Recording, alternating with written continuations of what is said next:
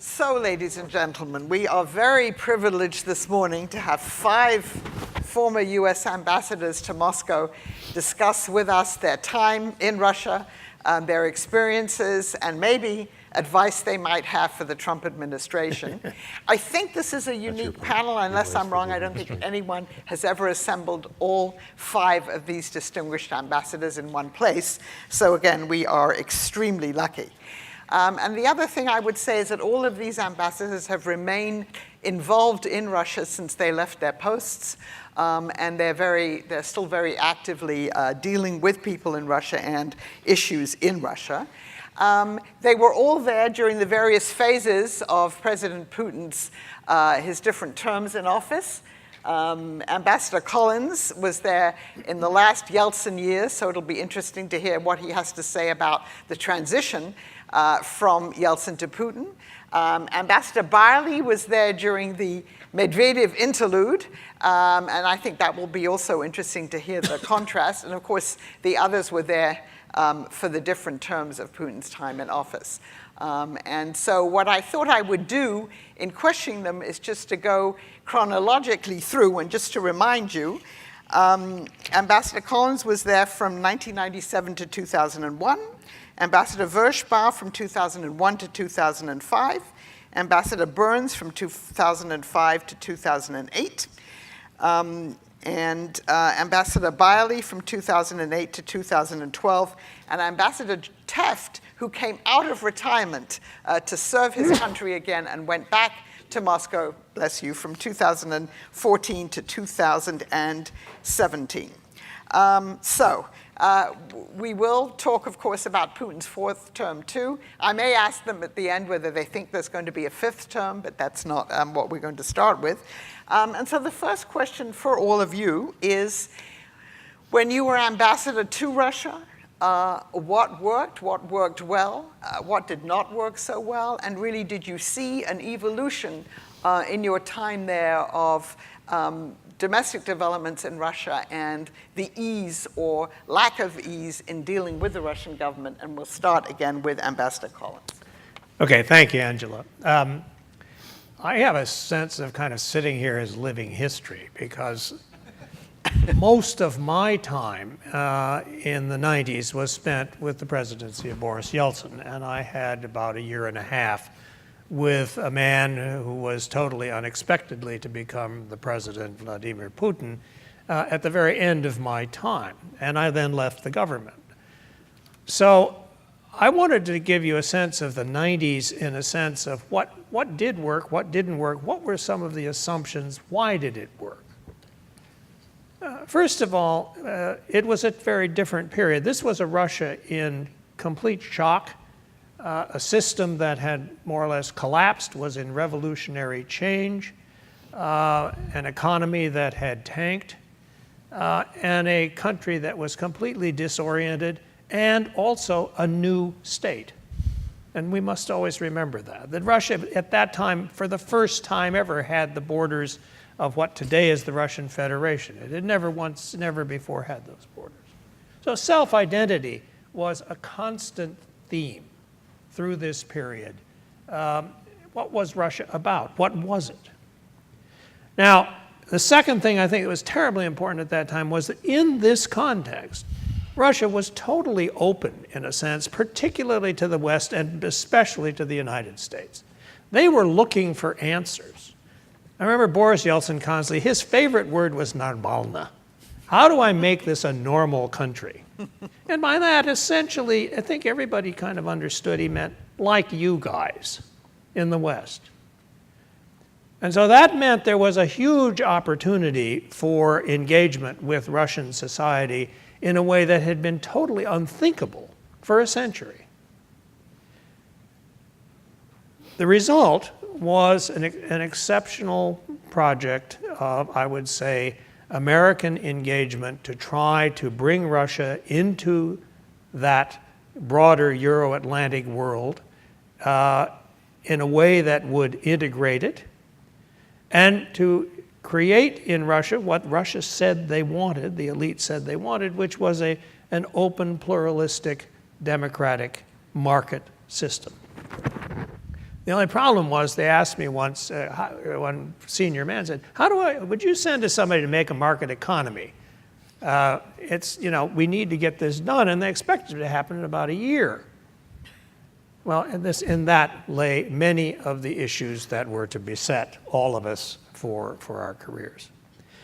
But I was asked, well, what worked? Well, what worked really in this context were all kinds of programs and projects and policies that were designed, in a sense, to respond to President Jeltsin's idea he wanted to be normal. So everything from exchanges to economic expertise, the famous Nunn-Lugar program, which helped secure the nuclear arsenal and reduce it, the building of a space station. These things were momentous projects. My budget when I was ambassador, I calculated by a simple rule of what American taxpayer dollar was spent by somebody I could throw out of the country. And it was about $1 billion of all this kind of thing. So we were heavily engaged, and we were making huge contributions and were accepted as a model in many ways, or at least as a major source of expertise. And these were successful programs. There's no question about it.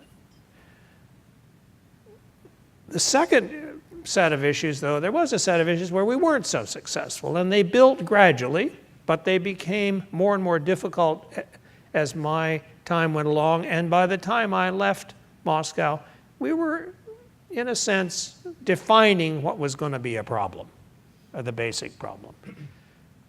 The first area was domestic. We were trying to make them into a pluralistic democratic society, something they said they wanted, but our view of it and their view of that began to clash or began to have difficulties. We sort of think that means America's system. And for Russians, there was no understanding of what this really involved.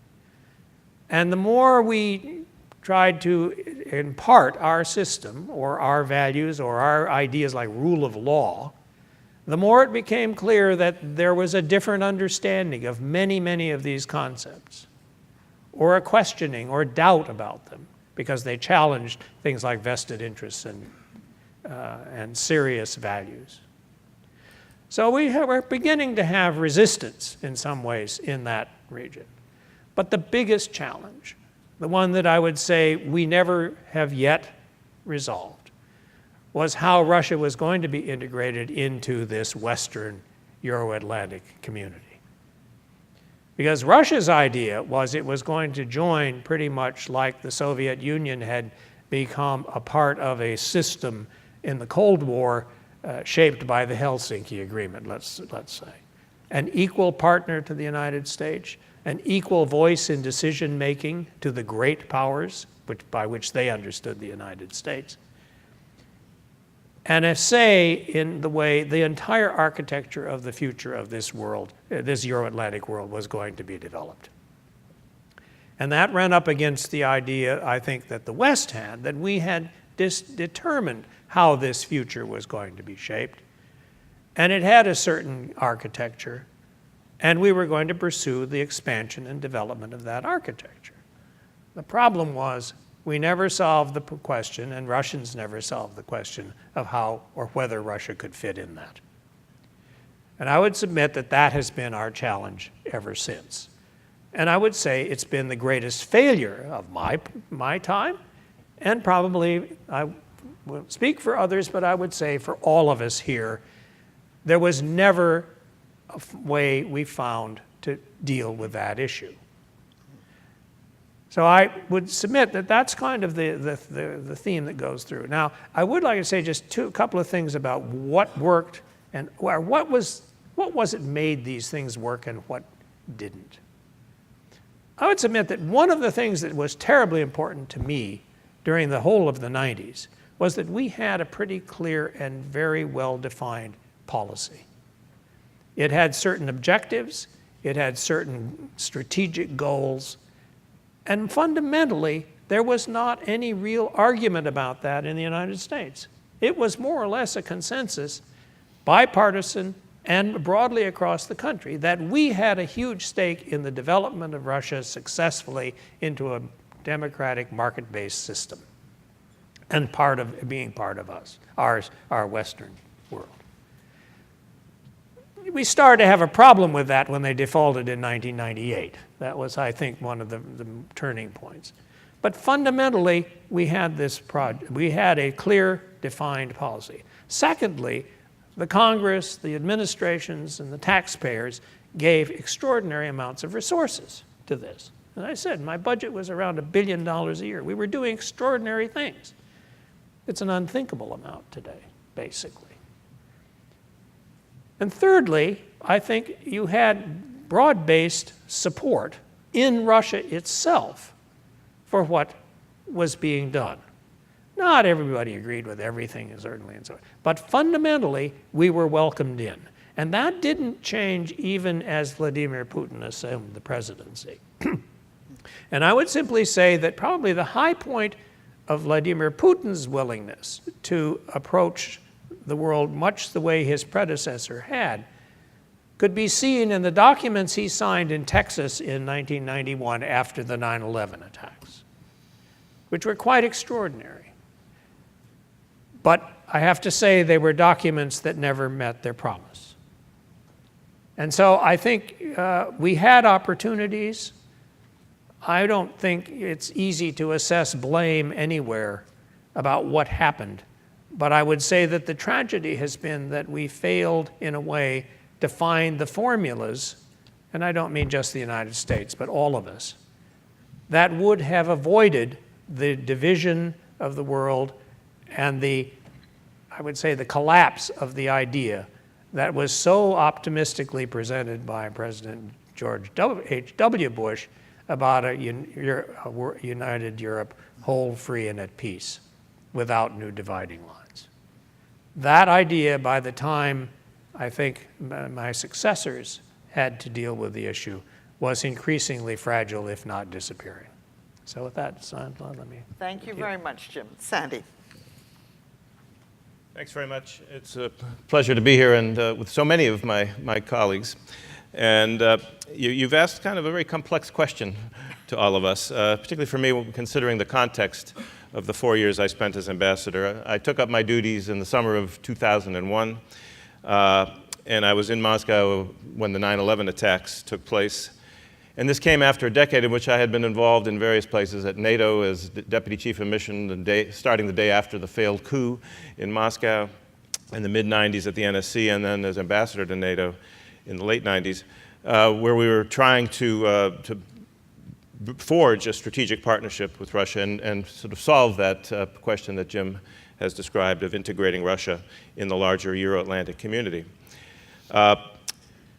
Now, there are already some early grounds to question where exactly Vladimir Putin wanted to take Russia when I arrived, and Jim saw some of these signs in the tail end of his term in the embassy. In fact, when Strobe Talbot called me to say they were going to nominate me for the job, he said, "This is because we want you to administer some tough love with an accent on the tough." But that being said, my job description, and I checked this in my EER, was literally to capitalize on Putin's strategic turn to the West, a goal which seemed even more plausible after 9/11, when Putin was, of course, the first leader to reach out to George W. Bush. And I remember the very upbeat bilateral meeting at the APEC summit in Shanghai at the end of 2001, when we were actually exchanging draft communique language about Russia and the United States becoming allies. We weren't allies yet, but we were becoming allies in meeting the challenges of the 21st century based on shared interests and common values.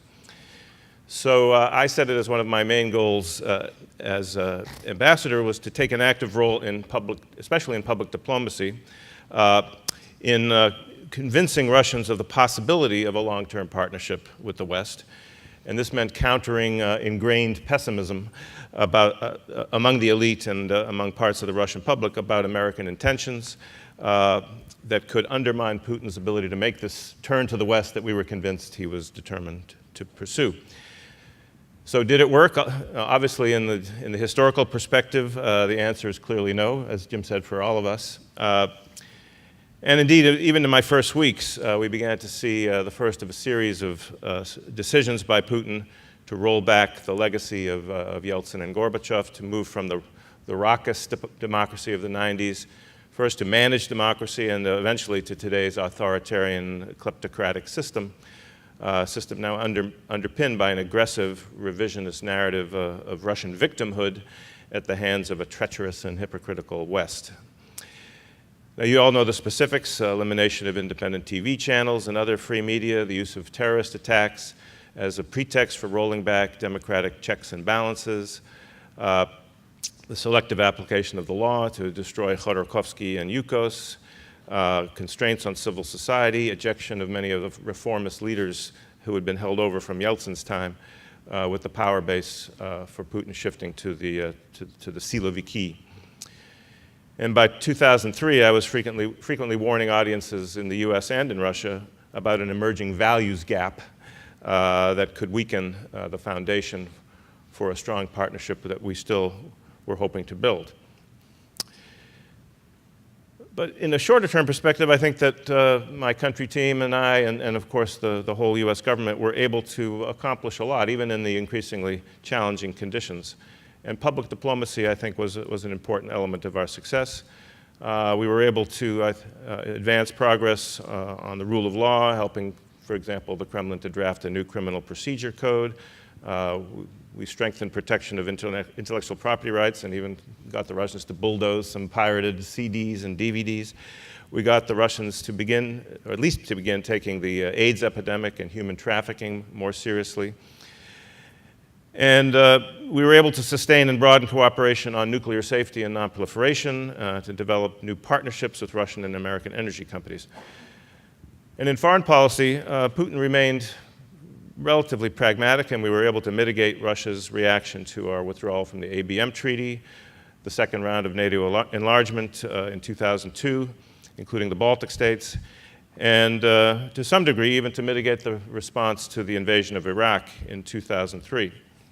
I was proud that after one of my interviews, Echo Moskvy listeners actually supported the US position at the level of 29%. So things were not as zero-sum in those days.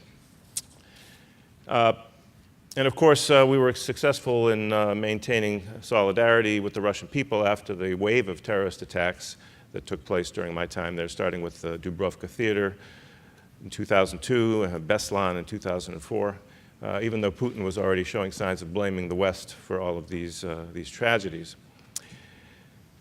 So I think for most of my 4 years, we were able to limit the impact of the values gap on the bilateral and also on the NATO-Russia partnership.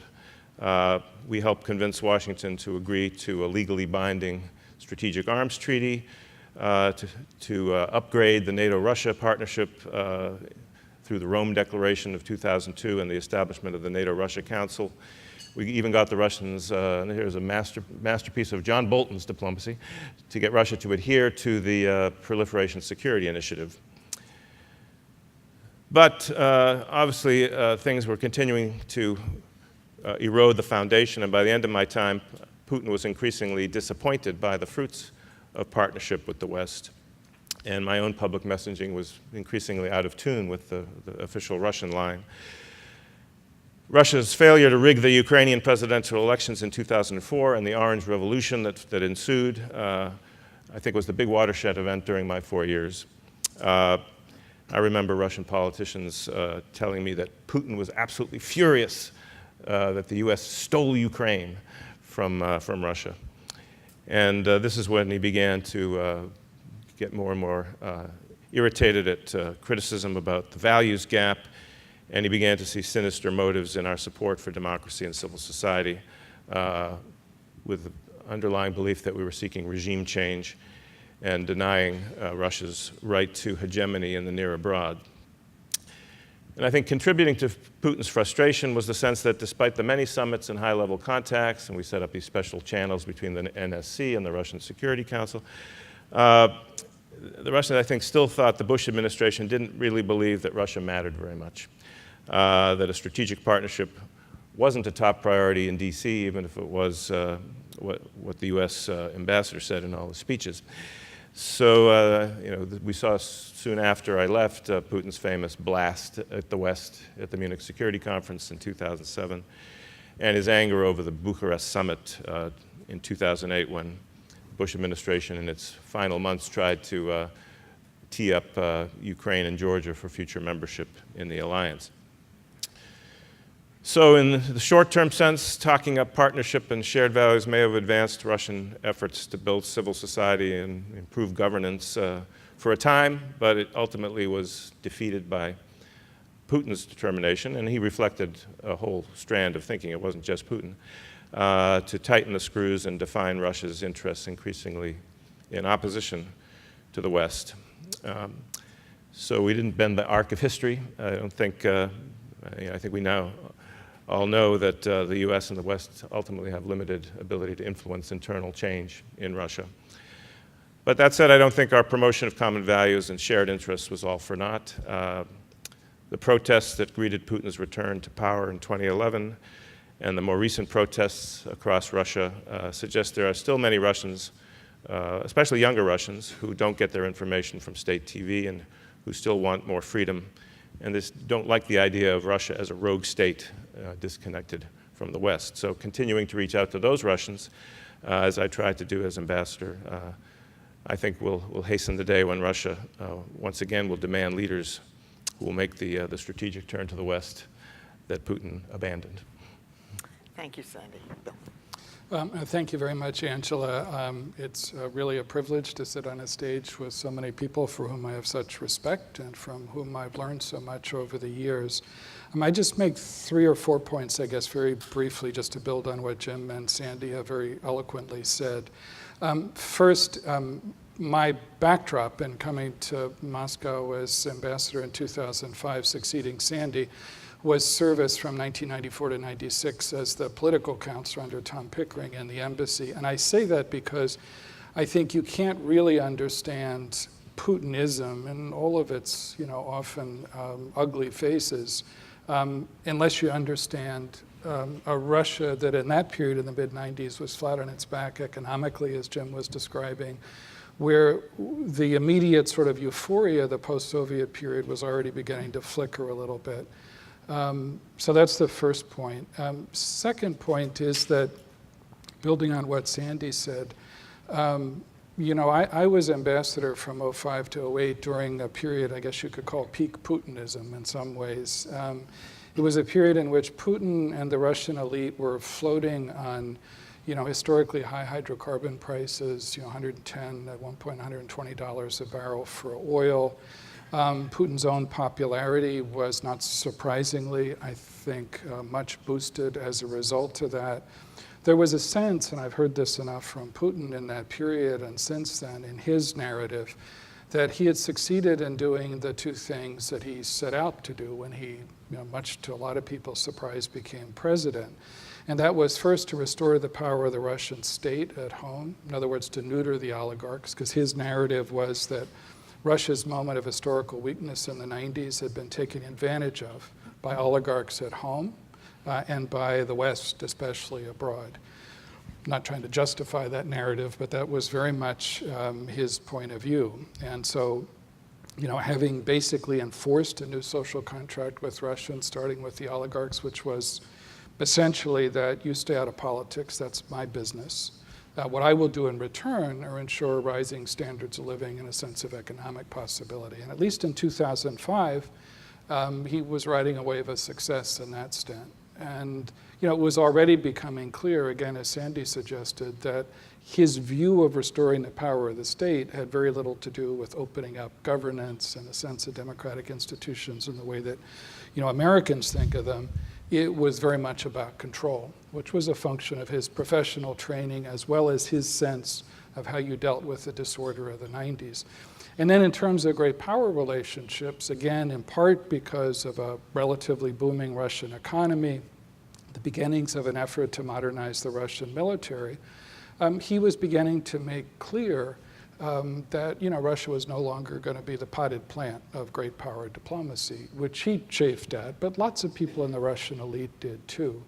And that he was going to be in a position where he could act on some of the grievances that had accumulated amongst Russians during the 1990s. And so, I walked into a situation, in which you could see in full display the kind of combustible combination that Putin embodied of grievance and ambition and insecurity all kind of wrapped together.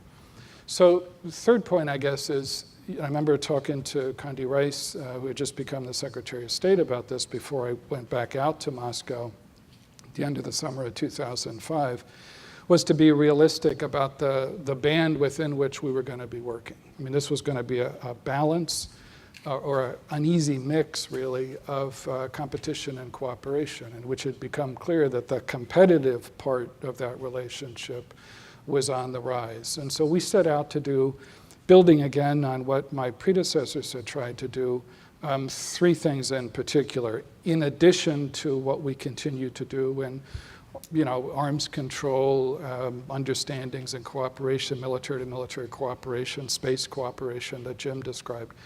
The first was in civil nuclear cooperation. The Non-Lugar program, I think, had been enormously successful in helping Russians, as well as those in other former Soviet states, to ensure the safety and security of nuclear materials. But Russians were already beginning to chafe at being an object of people's concern. And so what we tried to do was work with Putin to kind of broaden the lens a little bit so that the US and Russia, as the world's two most formidable nuclear powers with both unique capabilities and unique responsibilities, could contribute to global nuclear security. And so toward that end, I think it was late in 2007, we finished a bilateral civil nuclear cooperation agreement, which would help enable us to work with the Russians on some of those issues.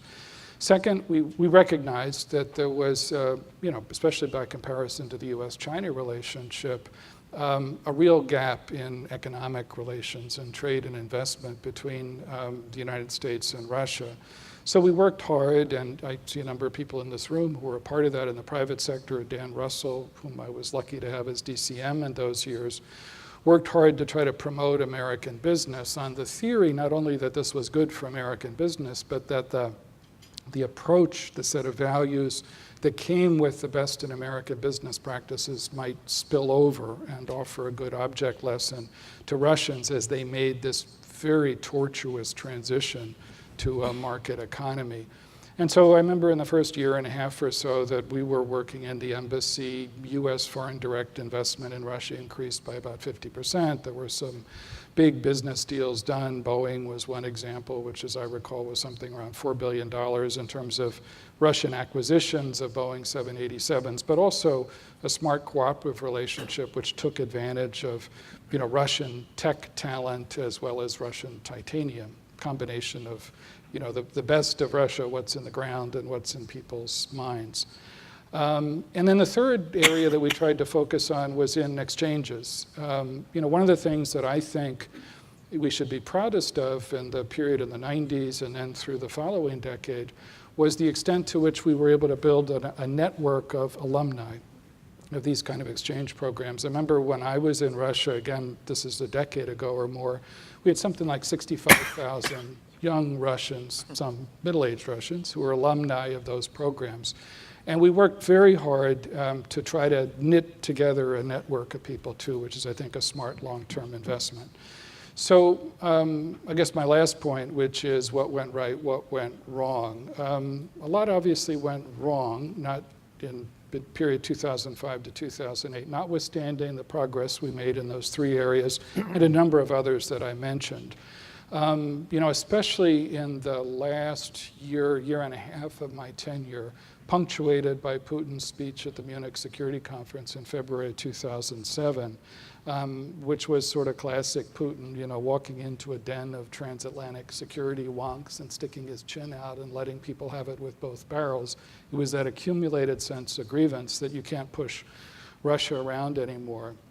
And then there were a series of issues which became train wrecks in the relationship in one way or another. One was Kosovo's independence, a perfectly sensible effort that we and our European partners made, but which aroused a lot of the sense of grievance and insecurity on Putin's part as well, because it was Russia's sense of its own weakness in the Balkans in the 90s, which still resonated, especially with Putin himself.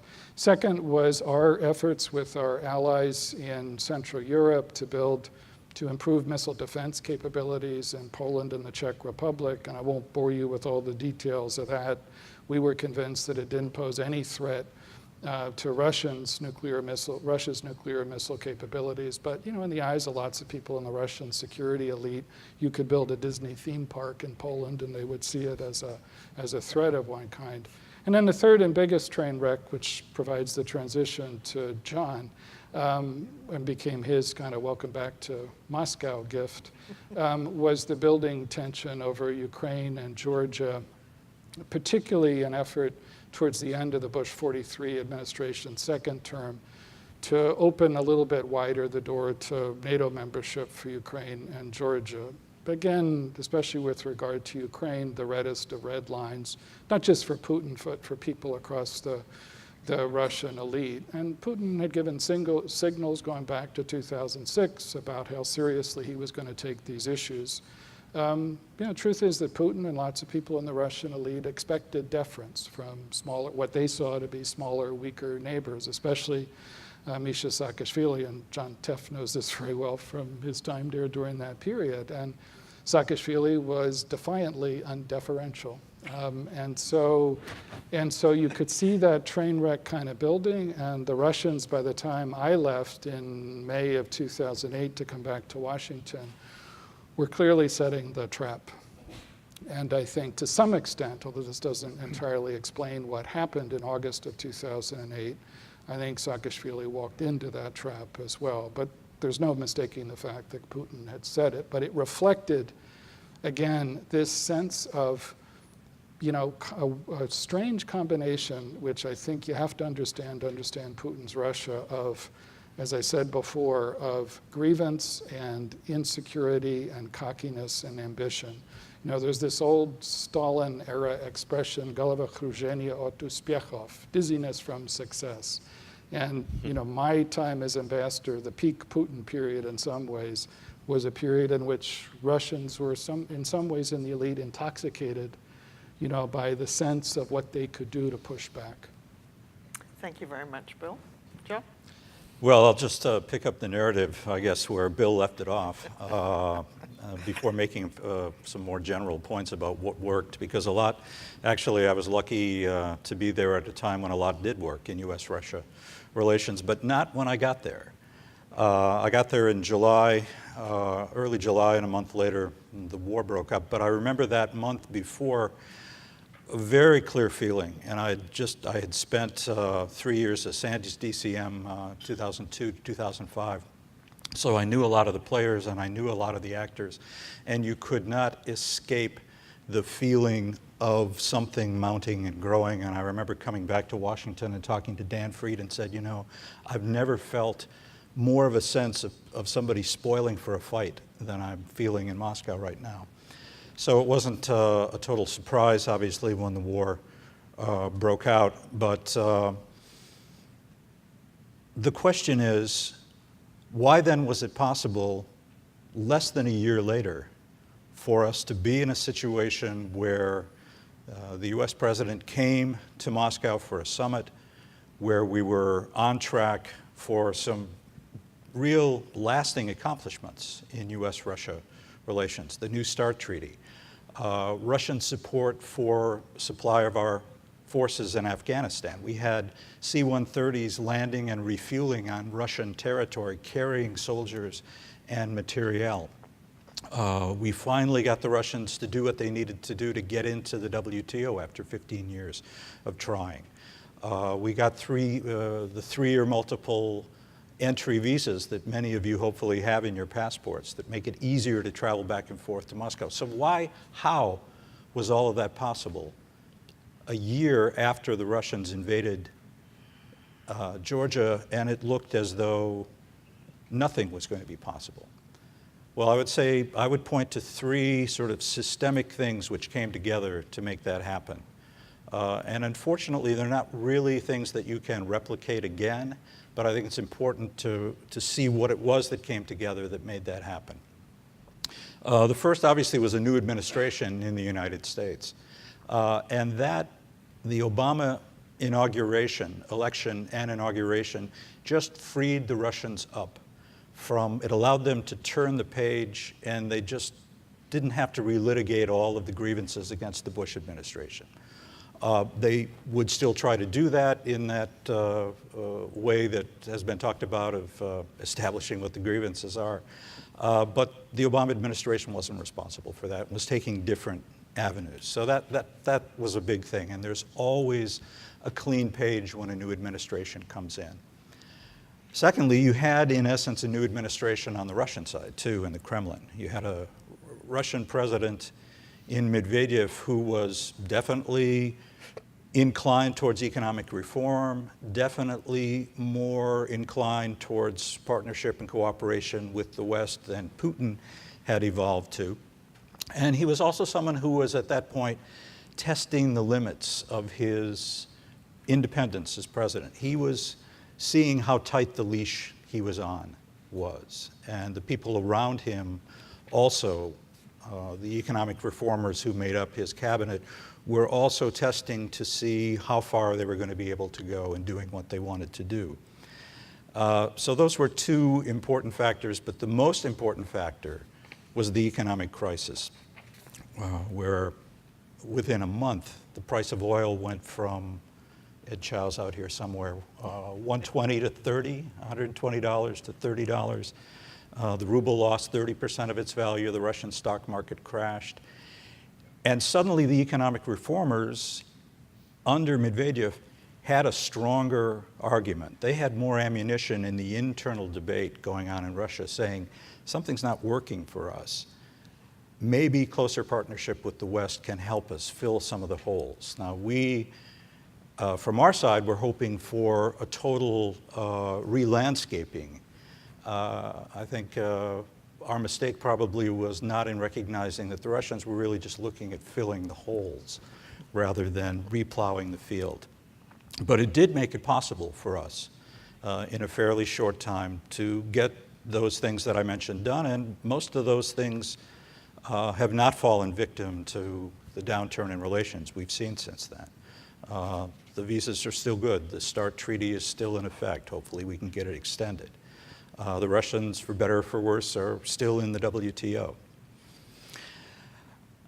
So those are systemic things that came together that made it possible during the reset to get things done. But I would point to three things at the level of diplomacy and engagement with the Russians, which I hope all of us would agree are kind of touchstones.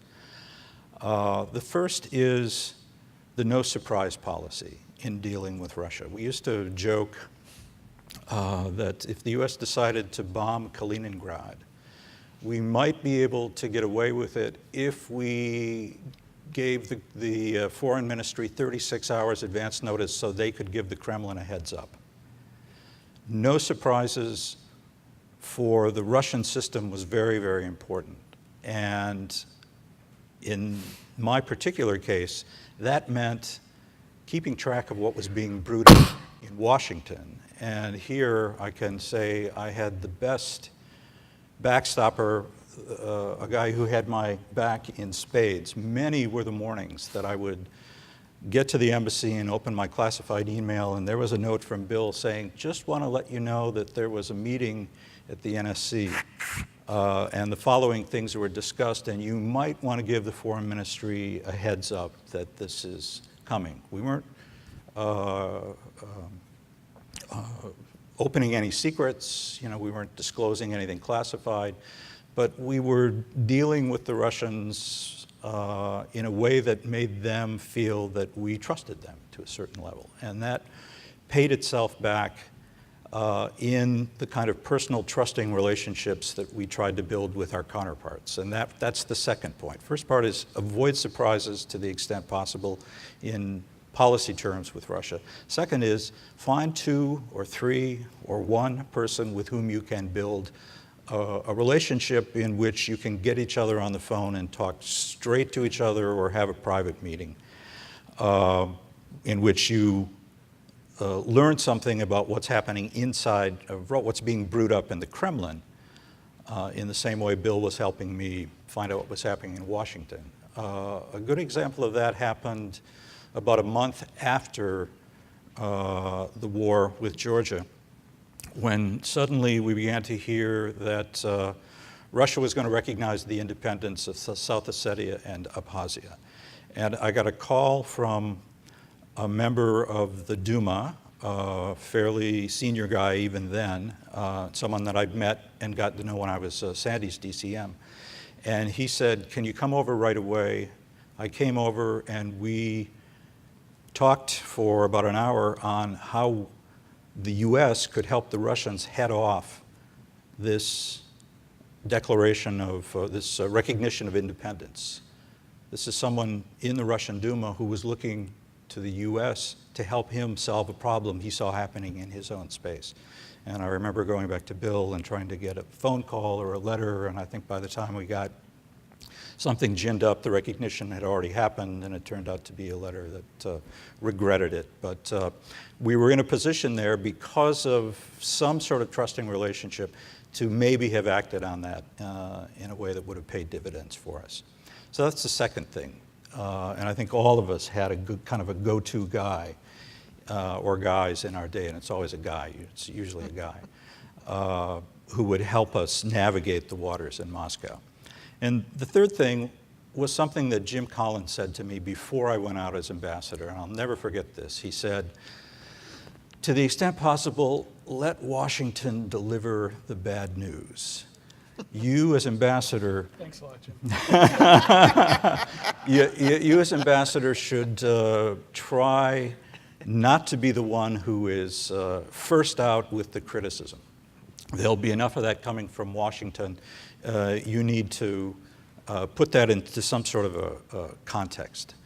And I tried to do that. I tried to save my criticism for the private meetings that I had with the right people who needed to hear it. But I tried in what I did in public, and again, I was lucky because we were at a time that the US-Russia relationship was ascending.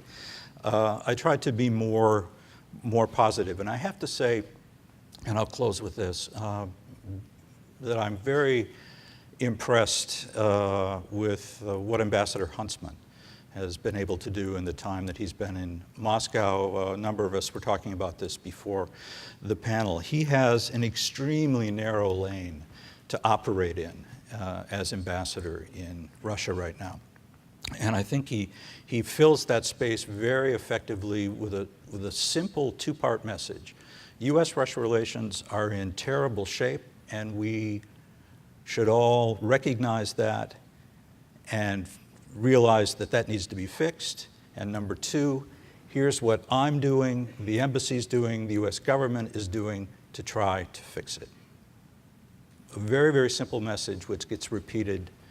And given where we are in the US-Russia relationship right now, which is about as bad as any of us can remember, I think that approach doesn't pay immediate dividends, but it certainly helps create a better atmosphere for the time when it will be possible to get things done.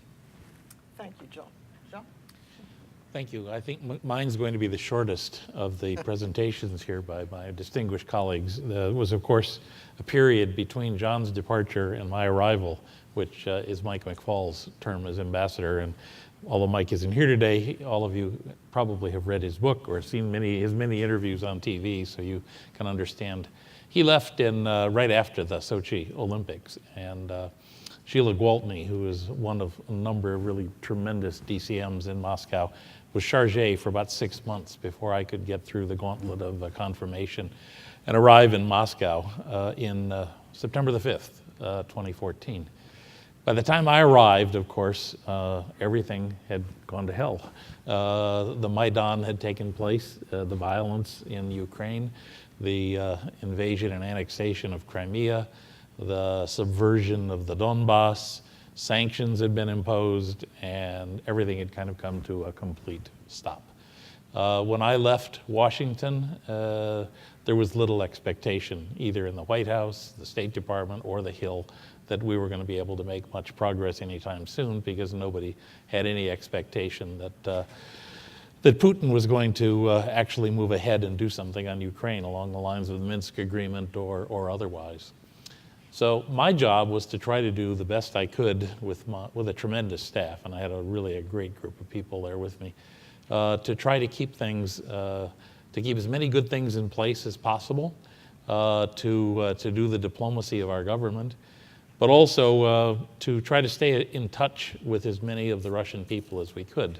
You know, I used to quote George Kennan, who you will remember was in Moscow at very difficult times, but always stressed to his staff and in his books that we needed to do what we could within the limits that the Russian government imposed on us to stay in touch with people.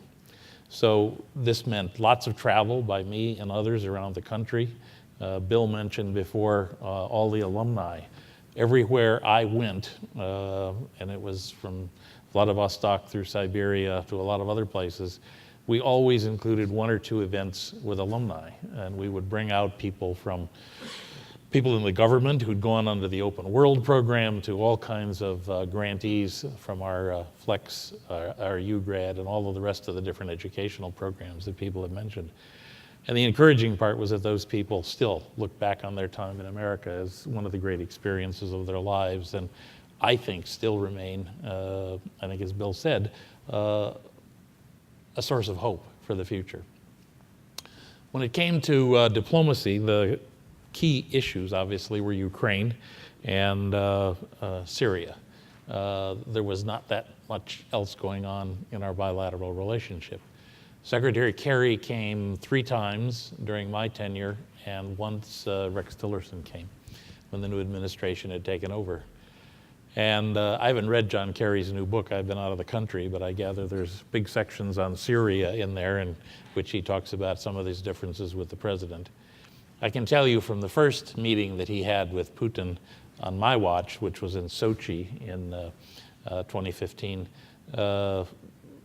I kind of came away encouraged because at least Mr. Putin and Mr. Lavrov were paying lip service to the idea of having a UN political solution to Syria. But over time, it became clear, as we all now see, that Putin went all in with Mr. Assad and with the Iranians, and the relationship or the prospects of really finding a way to stop the violence eroded, and then as we saw, the violence increased, and we are where we are today. On Ukraine, John Kerry tried very hard in his meetings with Putin to see if we could move the ball forward. It was Secretary Kerry's idea to ask Putin to create this channel with Toria Nuland and Mr. Surkov, and it was actually quite an interesting exchange. I think most of this is stuff still classified, but I will just tell you that they got down to a lot of nitty-gritty kind of questions on the implementation of the Minsk agreement. In other words, you've got the 12 steps in the Minsk agreement. They got into concrete discussions as to how you were actually going to implement them and get the kind of practical questions under each of the sections resolved. Sadly, nothing really moved forward on that, and Kurt Volker, another very able American diplomat, has taken this over, and at least as far as I know, as of last week when Sandy and I were with him in Ukraine, there's been very little movement. There's another meeting coming up, I think, at some point with Surkov, but I think little indication on the part of most people that Mr. Putin's ready to make a deal at this point. On Syria, it was extremely frustrating. We had lots of channels with lots of different discussions. I think one of the real successes was the deconfliction channel that was set up between our militaries, which served us many times, served us well many times over. And I give our military officers who handled this great credit. When the Trump administration came in, of course, the chairman of the Joint Chiefs of Staff opened up a channel directly with General Gerasimov, the chief of the Russian defense, and I think that channel has actually proved very useful for us as well, if only sometimes in the negative rather than in the positive, preventing worse things from happening. And I give I give our senior military guys a lot of credit for what they've done on that, and that continues to today. We've avoided a lot of terrible things. I will finish by saying that, in our effort to engage the Russian people, my staff and I tried very, very hard to not only travel, as I said, but to reach out through social media. By the time I got there, the Russia propaganda machine was just in full tilt. But in many ways, for young people, and even from some older people, it was so heavy-handed that people just didn't watch. I remember early on, I watched a couple of the Sunday night talk shows, and I mentioned it to a Russian the next day, and I said, "Oh, I watched TV last night," and he said, "Why?" Which is actually pretty true. I mean, it's interesting for me, but I did not watch it every Sunday night, watch Kislov and these guys. But we also use the social media, because young people in Russia really, that's where they get their news to the extent they follow it, and that's where they're looking for entertainment and other things. We continued a long tradition that all of my predecessors had engaged in, which was doing concerts at Spaso House. I think we did 24 different concerts during the time we were there. But we did something different. My staff, we got some money from Washington, and we bought some CERES camera equipment so that we were able to live stream the concerts that we had at Spaso House, and then eventually put up on the website films of these things. The first time I think we did this was the anniversary of, we really did it fully, we did it on the anniversary of the birth of Ella Fitzgerald. And we had 3 talented young divas from the States come and entertain people. Well, we did that live stream, and we discovered that by the end of the hour concert, we had 10,000 people live on the social media. By the time I left about a year ago, we'd had 250,000 people had actually clicked on this on site. Okay, soft power, it's music, but the message was pretty clear. Americans and Russians can do these things together. We also had a lot of Russians, friends of the embassy, friends of many of all of us up here, who would volunteer to come and do concerts at Spaso House. Pavel Kogan, the leader of one of the great symphonies, told me when I got there, he said, "You tell me when, we fit it in our schedule and we'll come." He brought 60 members of his orchestra to Spaso House, played a little Strauss, and then played 6 Scott Joplin rags that literally brought the house down. Small things perhaps, but the message I think that went out to a lot of people was clear. And I think it's something that my staff really worked hard at. I won't go into the more negative side, which was the harassment that we got from the Russians. If you'd like, we'll talk about that. This, of course, led in the end to the expulsion of Russian agents, all of the attacks on our democracy. And for me personally, one of the most difficult parts of my whole career was managing the drawdown of the embassy. And if you'd like, we can talk some more about that. But perhaps I'll stop at this point, Angela. Thank you very much. Jim Collins, I was struck, one of the things you said, that when things worked well, it was because there was a consensus in Washington about what policy toward Russia should be. And I think all of you have in different ways said that the relationship today is worse than it's been than at any time, maybe since 1982. We can discuss that. So I would like to have one more round and just have you say whatever you can say about how you would advise the Trump administration now to move forward with relations. And I think we'll just start with you, John, and just go down the aisle here. Well, yeah, it is. We're very far from any kind of a productive consensus on Russia relations. In fact, I think we're in the opposite position of having even the idea of a positive relationship with Russia so demonized in the eyes of political circles in the United States here in Washington, and even in the eyes of Americans who I think now, according to polling, see Russia, a vast majority of them see Russia in a negative light. There are a lot of ways to get at that, but I think in the short term, the more contact we can have between the U.S. Congress and Russia, the better. And I'm not talking about exchanges between the House and Duma or the Senate and the Fed Council. I'm talking about we need more of the current generation of leadership on Capitol Hill and the incoming generation to understand the reality of Russia in the way that people like Bill Bradley and Richard Lugar and others did. That generation is gone now, and unfortunately it hasn't been replaced by any deeper understanding of Russia.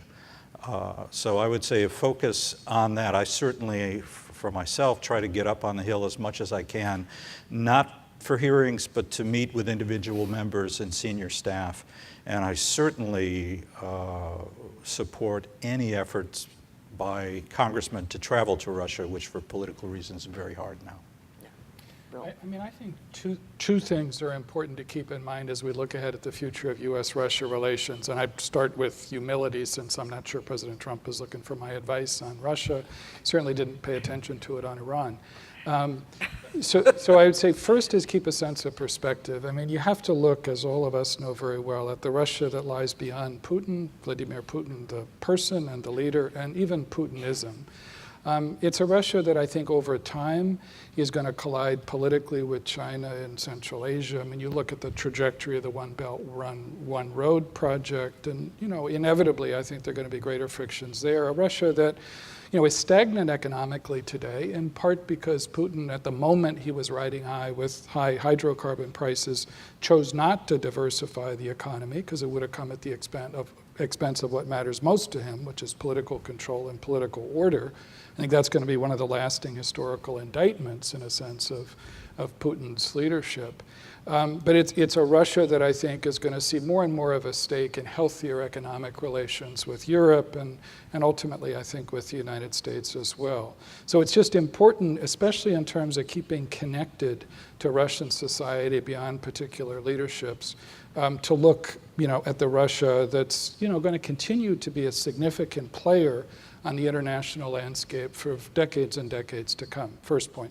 Second point is, in the meantime, I think we ought not to be, you know, so fatalistic that we miss the importance of guardrails in the relationship. We're embarked on a project with the Carnegie Corporation and Diana to try to look in practical terms at how do you sustain the kind of military-to-military relationships that John Teft was talking about? How do you look at ways of preserving what's left of the old arms control architecture? And I think, you know, it is possible to extend New START, which, you know, is going to expire in a couple of years in 2021.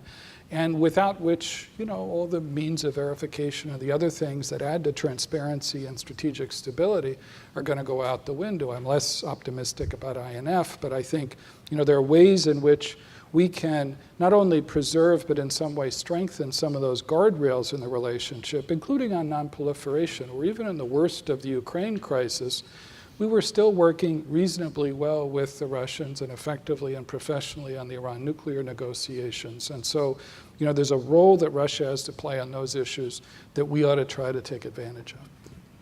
Jim?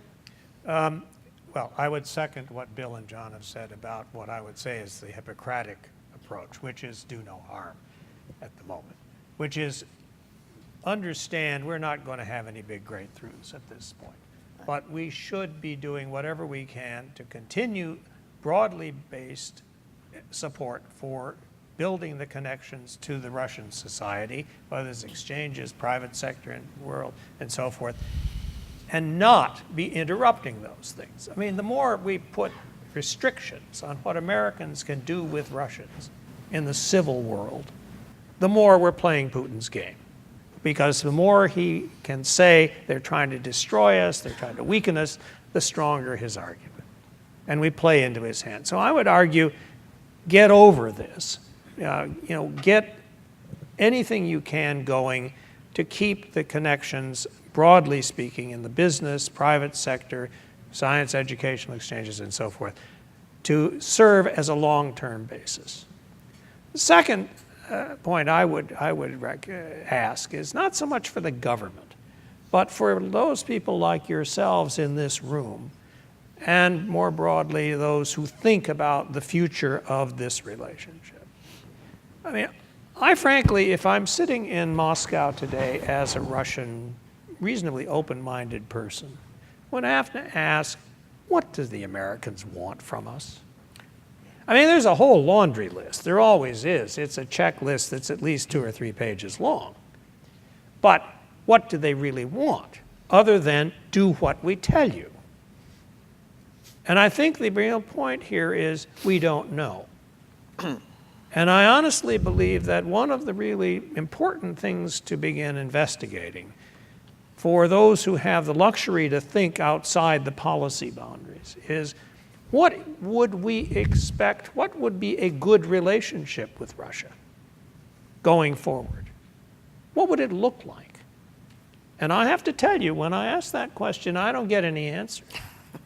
You know, what I get is do something, get out of Ukraine, you know, or whatever. That's not what I'm talking about. What I'm talking about is, let's assume they did all those things. What would the relationship look like? And nobody has a good answer, frankly. The second piece of this is, we need to think ourselves about what a policy should be. You know, we've got a lot of programs, we've got a lot of reactions and so on. But fundamentally, what do we think a strategic approach to the Russians ought to look like, and what are the priorities in it? We've got a lot of problems with the Russians now. The Russians are doing things that are unacceptable. There's no question.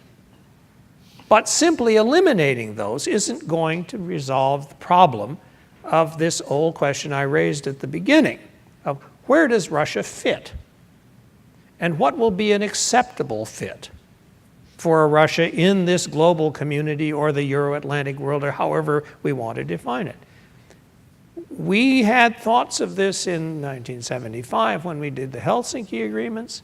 We had thoughts about this as the Soviet Union was coming to an end in 1990 about a new kind of Euro-Atlantic consensus. Neither of those things now is working. And the idea of trying to jam everything back into that framework simply isn't going to answer the question. So I would simply challenge all of you who are going to have to live with this to say, we better figure out what the new approach is going to have to be if we're going to have a success here. I agree with most of what has been said before. I would just try to flip what Jim said on the Russian side, because my sense is that the Russian #1 political elite, but certainly the government outside of the Kremlin, doesn't have a good idea of how you get the relationship back either. Sure. I remember the day was, I think, 3 days after Secretary of Homeland Security and General Clapper issued the famous statement about cyber attacks on America. I just happened to be in the foreign ministry, and I was talking to our colleagues there, and I said, do you realize the damage this is going to do in our country? And they, of course, I think, one, knew nothing about it in advance. Number two, felt they had to defend what they were doing and try to turn it back on us, as was the situation. But I said to them, I said, this is going to undercut the entire basis in the United States, not just in the Congress and the government, but among the popular opinion, for building and moving forward in a new relationship.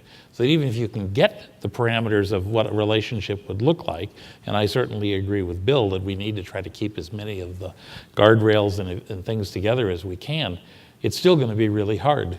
My in-laws live out in Kansas, and when we talked to them on the phone, when Marielle and I came back about a year ago, one of them said to me, thank God you're back from that place, those communists. And it was like, you know, I'd been there before, the deja vu all over again. But in terms of attitudes, you know, popular attitudes in America, we're way back. Second point I'd make is that I think when Putin does leave, however that happens, and nobody knows, it's the full term, half the term, extended into the next term. President for life. President for life, whatever. No, but I think there's going to be a debate, because even when I left a year ago, you could see it just talking privately to the political elites.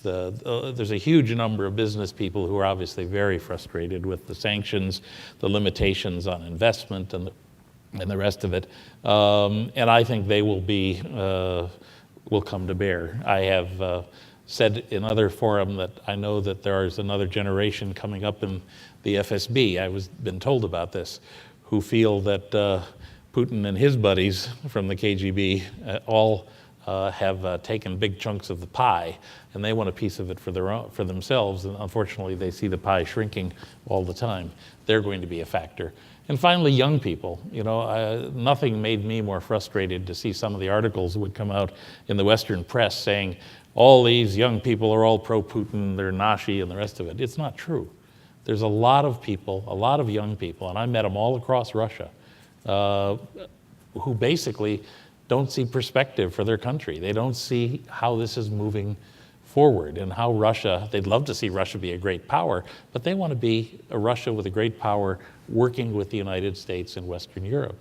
And there's a factor there that's going to also play in this as we move forward. Hard to kind of draw the precision with it at this point, but it's real. Sam.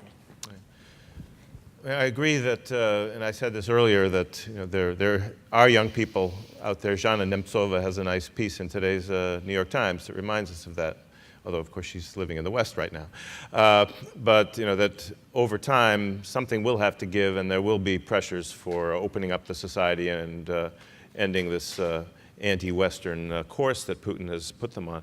But I'm pretty pessimistic about sort of the prospects for much improvement in not just the near term, but the medium term. Even if Putin were to get run over by a bus in the next year or two, likely successors will be of the same basic background, Siloviki, and preserving their kleptocratic winnings, and the chances of getting off the anti-Western path are still going to be slim. So I think the Trump administration, and here I stress administration, not necessarily the president, but the Trump administration, I think, has got the right approach in describing this as a long-term strategic competition in the national security strategy. And I think it's partly driven by the nature of the Putin regime itself and the revisionist agenda that he set out, especially since 2014. Essentially wants to go back to a divided Europe.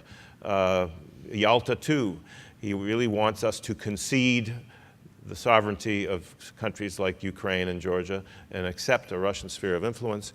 And that's simply not possible, even with some political forces here and in Europe willing to be more accommodating to the Russians. But I think ultimately our values and our principles make that kind of a dirty reset impossible.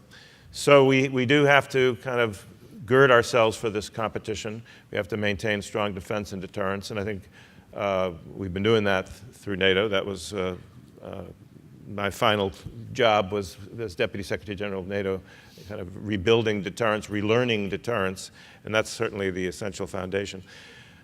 Together with that, we have to sort of go back to the Cold War playbook and look at arms control, confidence building measures, risk reduction measures that can at least manage the competition, reduce the risks of accidental conflict, of minor incidents spinning out of control. Problem, at least for now, is the Russians don't really, with the exception of extending New START, they don't seem interested in any such things. I mean, they've systematically withdrawn from every other arms control agreement or violated in the case of INF. They've spurned a lot of Western offers to strengthen some of these OSCE agreements that would provide more advance notice of exercises and more transparency. So they seem to, as part of this very aggressive stance, they seem determined to be unpredictable, untransparent, and provocative, and so we have to be vigilant ourselves. But I do think that this anti-Western course isn't necessarily a great success for Putin. I mean, he has awakened NATO. Ukraine has more of a sense of national identity and is more determined to go west and to succeed where they failed miserably in the past with the basic reforms. Even the interference in our elections and in other Western political processes is becoming a double-edged sword, and I think we're at least learning how to reduce our own vulnerabilities so they can't get away with all this. So over time, our societies, our strengths may eventually bring about a softening of Russia's stance towards the West. And generationally, a more pro-Western generation may finally come back and put them back on the path of Euro-Atlantic integration. But it's going to take a while. Strategic patience is, it's a cliche, but that's sort of a way to sum up what we need to do. But patience doesn't mean passivity. And I think some of the things my colleagues have said, continuing to connect with Russian society as best we can. Civil society is down, but it's not out. And there may be things that we can do through exchanges, through public diplomacy, through cultural exchanges that can lay the seeds for a new kind of rapprochement. More likely after Putin is gone, but for the optimists among us, maybe even before then. Thank you. Okay, we do have time for a few questions. So if you could raise your hands, and when you get the microphone, identify yourself, identify whom you would like to address your question, and ask a question. So, we have any questions? Right. Good morning. My name is Randall Kailau. I'm a State Department employee. I'm supposed to be going out to Embassy Moscow as soon as they issue me a visa.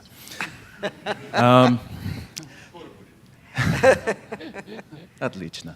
So I'd actually like to find out from any of you what you think might be an opportunity in the trans-regional area that we could build on in order to not only improve competition, our cooperation instead of the competition part, and on building our relationship. Thank you. Who would like to take that? Okay, by trans-regional, you mean regional issue outside in Middle East or other parts of the world? That's right, sir. Like anything from terrorism Syria, to for example. illegal migration, all of those things. Yes. Yeah. Bill? Well, I mean, I don't see any sort of low-hanging fruit. I mean, to answer your question, I mean, I think Syria is an issue on which the Russians have a lot of leverage and a lot of cards to play. Putin's approach has been very unsentimental. You know, in the winter of 2012, 2013, I think the Russians were quite nervous about Assad's staying power and were quite serious when they came to us to talk about, as John remembers, ways in which we might cooperate to manage some form of political transition. But that moment passed very quickly when Hezbollah intervened in Syria. The tide turned, and the Russians were no longer seized with such a sense of urgency. And so today they have far more leverage than we do.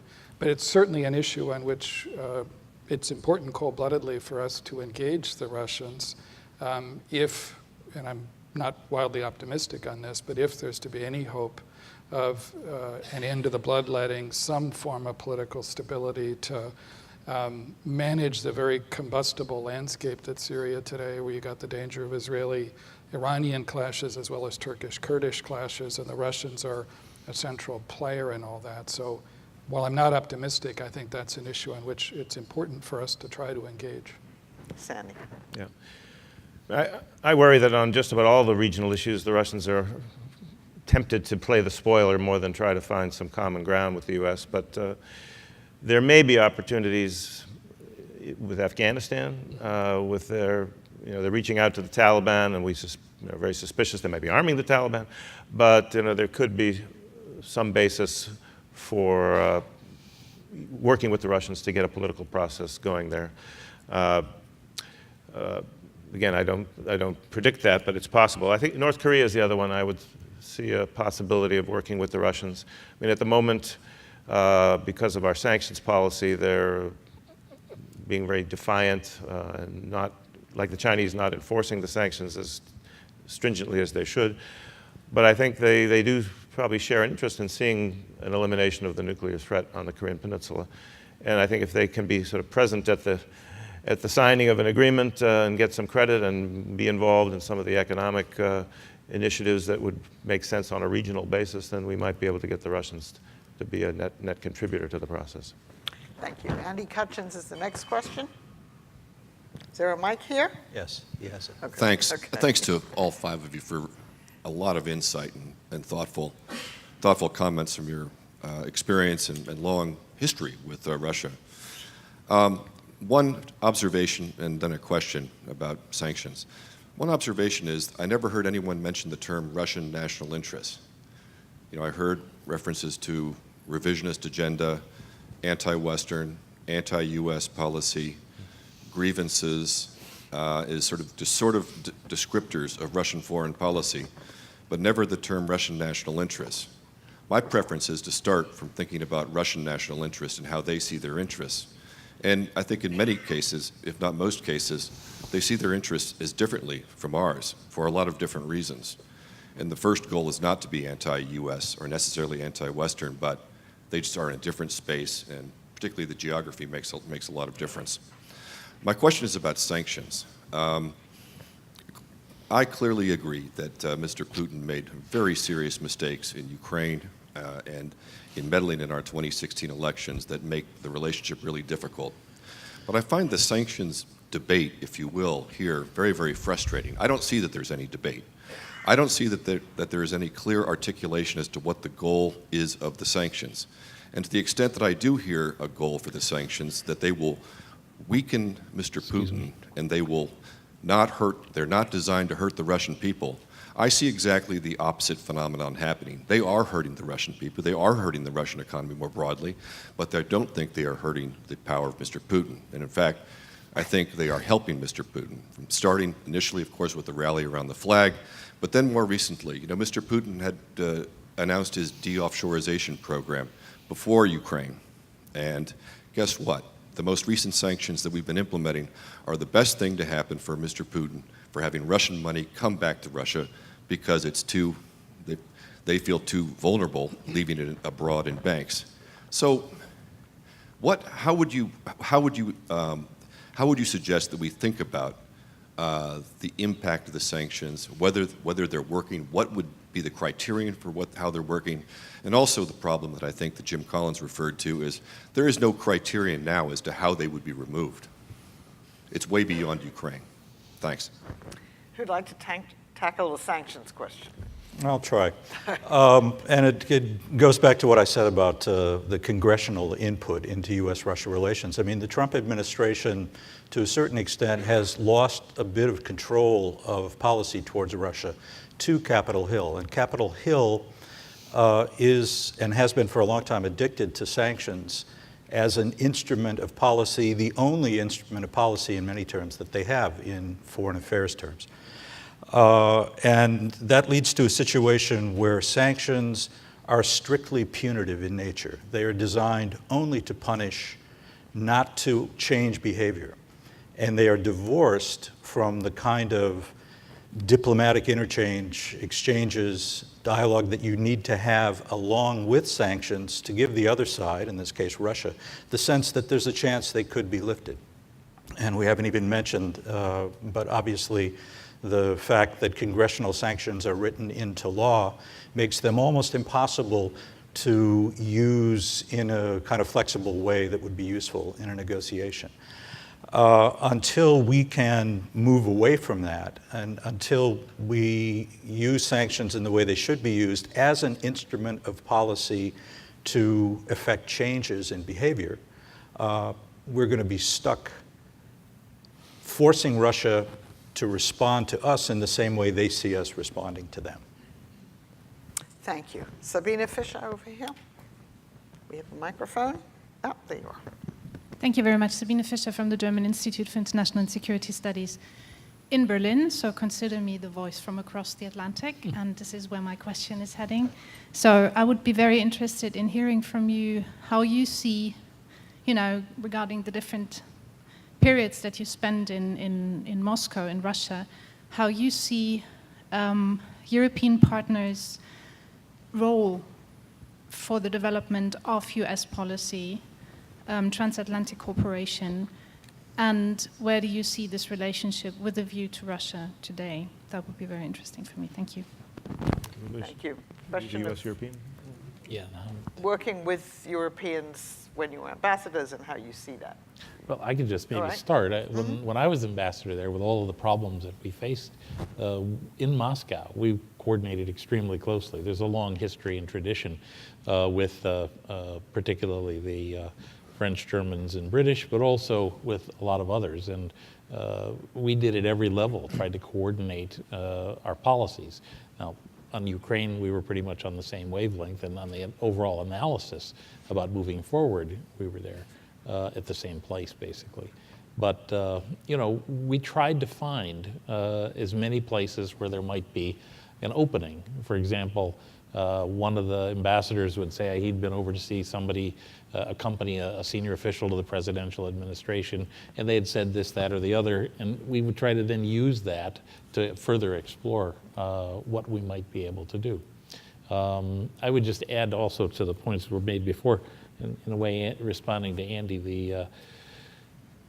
there's a huge debate quietly inside the Russian foreign policy establishment on a whole variety of issues, whether it's Afghanistan, whether it's the Middle East and Syria, whether the policy is right.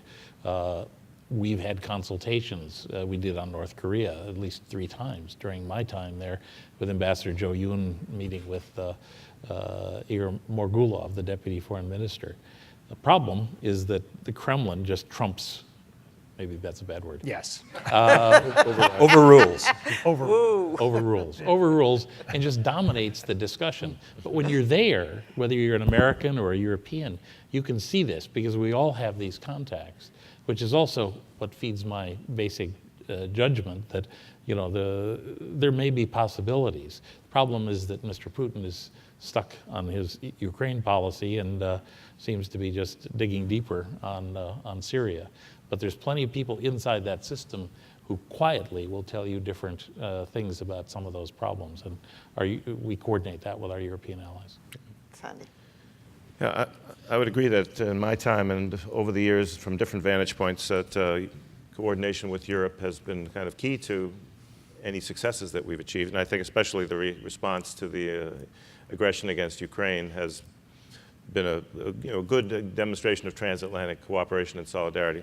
And the sanctions are more coherent, I think, relating to Ukraine. And the aim is not strictly punitive, but to change Putin's calculus and ultimately convince him that he's better off living up to what he signed up to in the Minsk agreement. We're not asking him to do something he didn't actually agree to, at least on paper. And so maintaining the united front for 4 years is a good achievement. My concern is that we may stumble now, having been successful for 4.5 years, because there's efforts here with Congress very much driving it to tighten the sanctions even further and go into areas such as gas pipelines that we've deliberately avoided in order to maintain transatlantic solidarity. And we need a much more kind of effective long-term transatlantic strategy for sanctions if we're actually going to get them to work. And then, as Andy said, have a credible path to start suspending or lifting them if the Russians actually deliver on the Minsk agreements. And oh, by the way, we have to make sure the Ukrainians live up to their part of the bargain too. But there too, I think, transatlantic cooperation on helping Ukraine, but also giving tough love to Ukraine, has been successful, and we should continue that as well. So I think we have time for one more question. Peter. Okay, over here. Hi, Peter O'Brien. I'm a finance executive and independent director. To the extent possible, I'd love to hear from each of you briefly what you think the realistic best case and also possible worst case scenario is to resolution specifically on Crimea, and in what kind of time frame, and what that means for our relationship. Well, we do have a former ambassador to Ukraine here too. Yeah, Sandy and I were just at a conference in Ukraine, and I'll just tell you, there's no mood for any compromise down there, from what I could tell. There may be a few, and we'll see as the presidential campaign works its way through to see what comes out of it. But in private, you certainly just hear very, very strong sense. My own sense, when Russians would ask me when I was in Moscow what I thought about the future, I said, I don't think you should expect anything other than the Baltic policy, you know, never recognizing the Soviet incorporation of the Baltics. Now, the Trump administration has gone out and reaffirmed that publicly since then, but I used to say that privately to them all the time. And then they'd say, so are we ever going to solve this problem? And I said, I suspect it'll come when we have some two new political leaders down the road, but I don't. Mr. Putin makes it very, very clear, and his part of it, I think what he views as his political legacy is staying in Crimea. Well, we've had a wonderful kaleidoscopic picture, if you like, of how Russia has evolved since Ambassador Collins was there. I'm still trying to take away from this some hope for the future, which I think I can from what most people have said, but that has to do with the younger generation, which is a good message to have here, and new leadership. So please join me in thanking all 5 ambassadors for this terrific panel.